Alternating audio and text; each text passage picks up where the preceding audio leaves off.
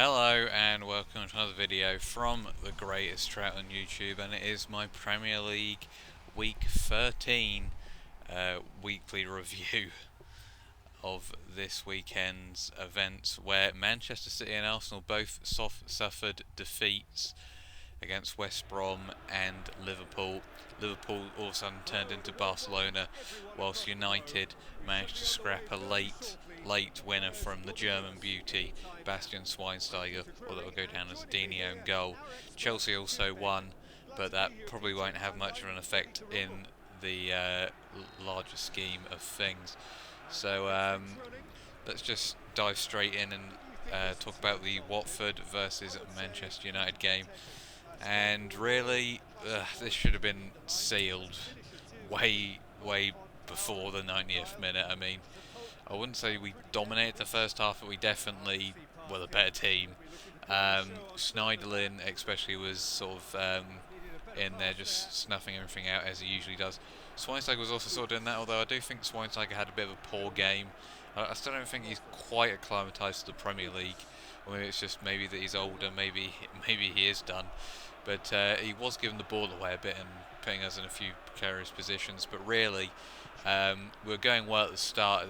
It sort of all went downhill when Herrera got injured, because obviously he came up with the assist into the returning Memphis, who got his first goal in, I think, since the Sunderland game, I believe, only his second of the Premier League season. And yeah, ever since sort of Herrera went off, we obviously went to a 3-5-2, which has never really worked in the past, and it didn't work here either. And then we had problems with Phil Jones as well, so that really put us at a disadvantage. And because we just seem to have a terrible record at closing games out, and it sort of came about here again, really. I mean, we really should have grabbed the game by the neck, really, in the second half when we were 1-0 up. But we didn't do that. We allowed Watford way too much possession, and even though Watford don't have the greatest attacking threat, you know that Igalo and Dini can still link up at times. And obviously, Rojo gives away the penalty with 5 minutes to go. Don't know what he's thinking. This is a problem with Rojo. He could be a very solid defender, but he's just too rash. I mean, this is why he doesn't get in the starting lineup that much. He's just way too rash in tackles, and also sort of running out of position sometimes. And it cost us here again, as Dini smashed home the penalty after I left him on the bench in my fantasy football team. Luckily, I was redeemed though, because Bastian Schweinsteiger was able to get in at the back post after a shot was saved by Gomez. Hit it back across goal, and luckily it hit Dini and went in. Quite unlucky for Dini, very unlucky for Watford. Obviously, I've said before the season that they're going to be fine, and again they proved it here that they're a very solid team, and they can give pretty much any team a problem. But I guess it was promising to see Snyder in really good form. I thought Blind had a pretty good game as well, sort of quietly going about his business again. Memphis at the start of the game, he went a bit quiet in the second half, although he didn't get great service, but I thought he did well up front. Obviously, it would have been nice if he had Herrera in behind him more, and maybe if Mata had done a bit more as well. And I think Lingard had a good game as well. He caused him a few problems. Obviously, though, he probably should have put it over Herrera Gomez to make it 2-0, which probably would have sealed the deal for us, and we wouldn't have been in the situation that we're in. But yeah, I mean, it's another win. I mean, it was tense, but with City and Arsenal losing, you need to grind out results like this, and that's what Arsenal and Man City haven't been doing recently. So even though they've been playing terribly, it was still second. Moving on to Newcastle versus Leicester. And talking of playing terribly, Newcastle. I mean, the story was supposed to be Vardy's 10th goal in 10 games, which it certainly was, because Vardy did score and made it 10 in 10. But the real story here was just how terrible Newcastle were, and I'm willing to bet that McLaren will be gone by Christmas, because I think Newcastle somehow got worse. Well, they definitely got worse since Pardew left, but possibly worse than when Carver was there. I mean, I don't know if that's possible, but this performance was pretty terrible. And you could just see a second goal, especially. I mean, the first goal I can sort of give to them. I mean, that they didn't come out of the traps, I guess, in the second half. I mean, they were pretty poor in the first half as well. But obviously, Vardy in hot form. Maybe not too much of a surprise that Leicester took the lead, but really the second goal was just terrible. Gave the ball away once and did the exact same thing, and then I don't know who the hell was supposed to be marking at the back post. I can't remember who scored that goal for Leicester, but just absolutely terrible marking. You could just hear the boos after the second goal. Really, it's just a terrible. It was pretty much just a piss take, really. And the problem is that just no one's got any balls at Newcastle, really. I mean, that's a bit of a harsh thing to say, but none of the players have, because none of them are going for the ball. None of them will really step up.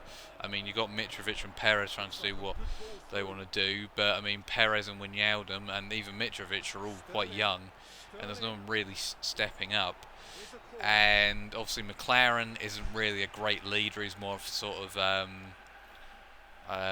sort of tactical manager. He's not really the type of guy that's going to get people sort of G'd up.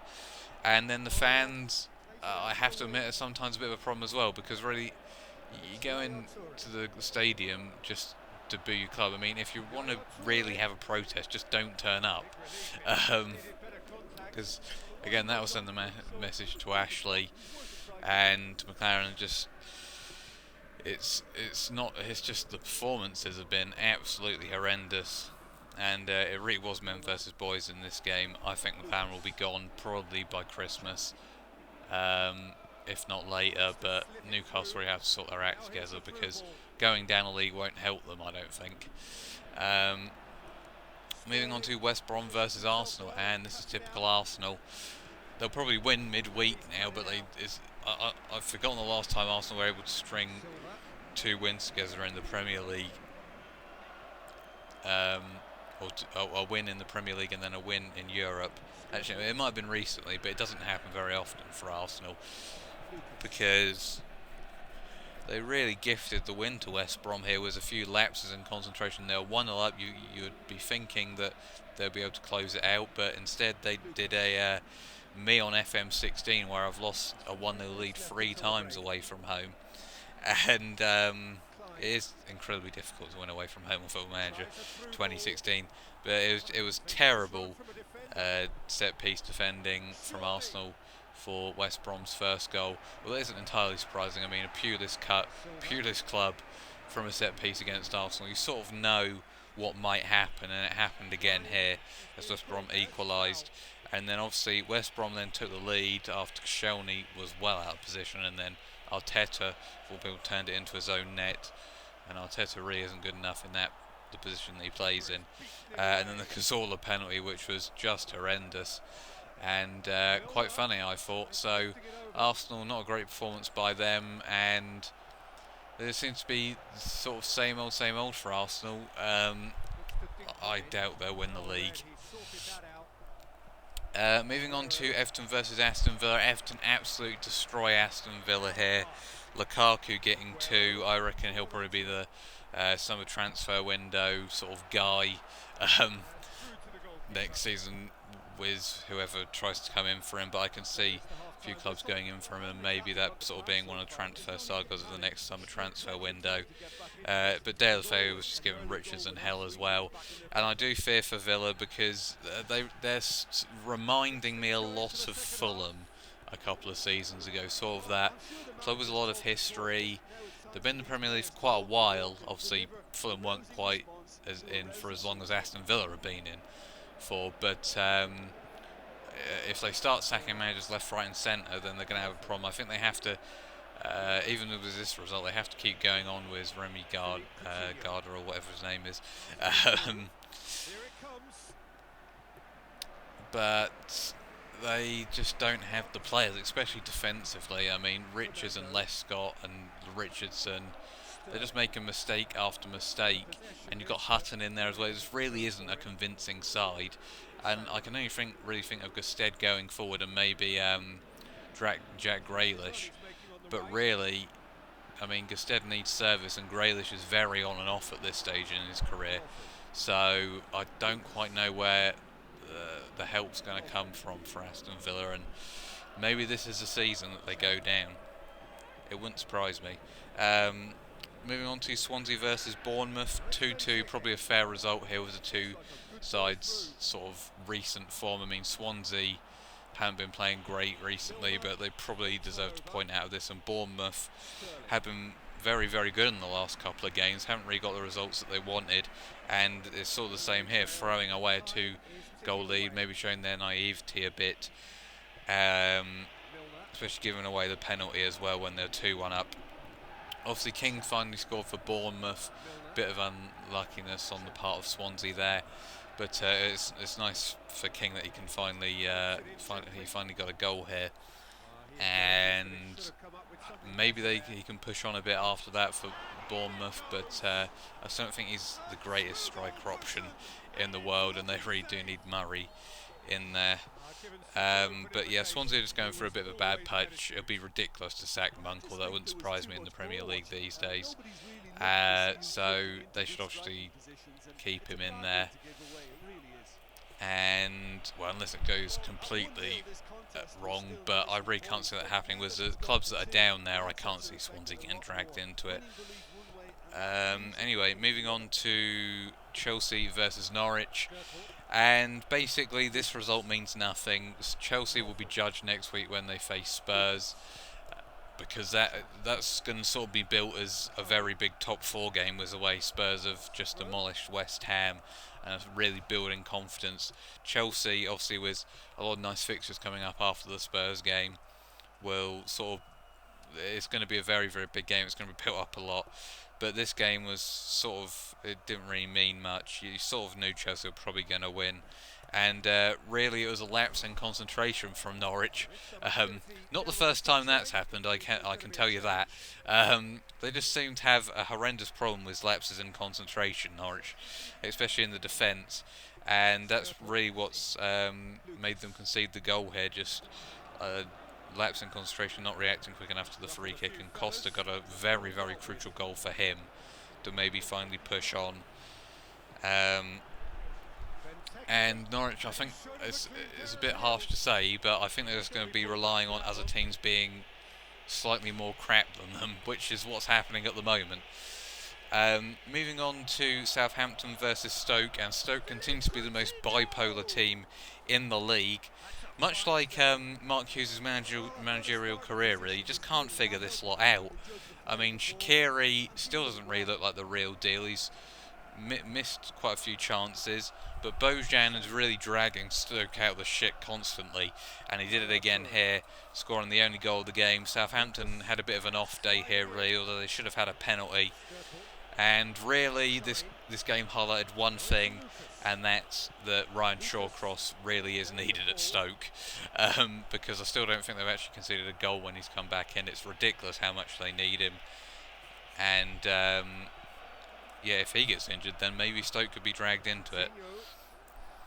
So moving on to the 5:30 game, which was Manchester City versus Liverpool, and what on earth happened here? Liverpool turned into Barcelona. Unreal football from Firmino and Coutinho, especially that third goal. I was off my seat at that point. I was going absolutely mental. The Emre Can back heel, and really, again, Pellegrini proved to be tactically and team selection-y inept, really. Obviously, he's trying to focus on the Champions League, but he seems to just never be able to balance the two. And if he doesn't win anything this season, or, well, when I say anything, I mean if he doesn't win the Premier League or do very, very well in the Champions League, then he's surely got to go. And are they going to be able to bring Guardiola in? I'd be surprised if he went there. So really, as I said, as at the start of the season, this is a very important season for Manchester City. I think they have to win the league to really consolidate themselves. And if they don't do that and they don't get a good manager in after Pellegrini, then it could be downhill for Manchester City, especially with maybe Chelsea and Liverpool coming back to the fore next season.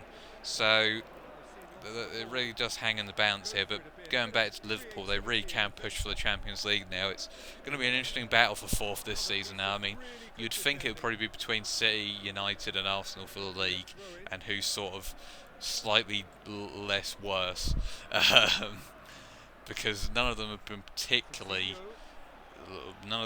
look like champions this season.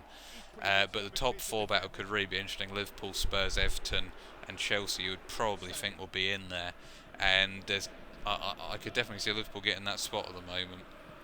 I mean, even Scotland and Lovren played well in this game, so that just sort of shows everything.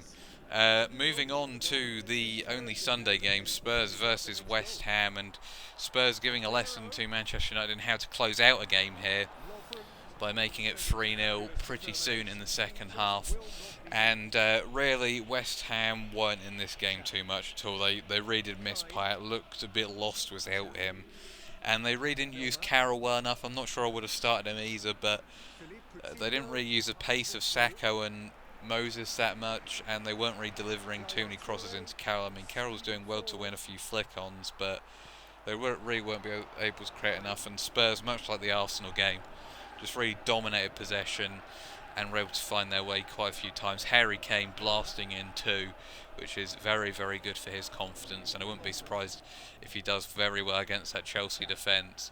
And if Spurs play like this again, like how they done against Arsenal and West Ham against Chelsea, then I think they will decimate them. But who knows whether that will happen or not. I mean, Spurs do have their moments where they just play terribly. But the one other thing really was Dembele and Ali swap, which was quite a decent idea. I mean, Dembele was doing very well in there. I'd say that the defensive midfield Spurs has definitely probably been, along with sort of Sneijderlin and probably Schweinsteiger as well, in the United sort of defensive midfield sort of two. I'd say Spurs have probably been on the level of that this season and probably been one of the better sort of defensive outfits. I think that's one of the problems that Spurs have had recently. But it was Alderweireld and a very strong defensive midfield pairing, whoever it is, Dele Alli, Dembele, sometimes Mason, and obviously Eric Dyer, that they always look pretty solid in there. So they continue to push on, and again, it's going to be interesting for the top four. So obviously there's going to be no review of the Palace versus Sunderland game because it's only Palace versus Sunderland really. You probably know Palace are going to win that, maybe 2 or 3-0. And, well, maybe Sunderland will win, but we'll see, I guess. So thank you for watching, guys, and until next time, goodbye.